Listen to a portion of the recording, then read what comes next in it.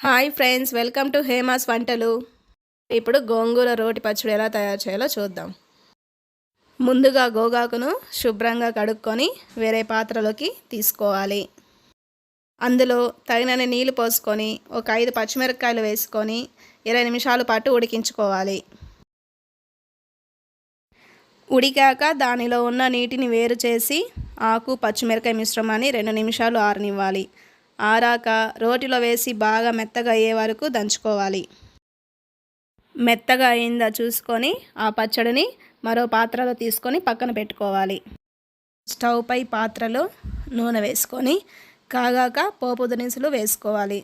వేగాక ఉల్లిపాయలు, తెల్లగడ్డ, కరివేపాకు వేసుకోవాలి. కాసేపు వేగాక అందులో టమోటో, తగినంత ఉప్పు వేసుకొని మెత్తగా అయ్యే వరకు వేయించాలి.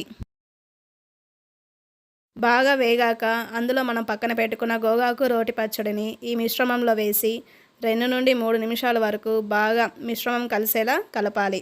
అంతే, మనం అనుకున్న గోగాకు రోటి పచ్చడి రెడీ.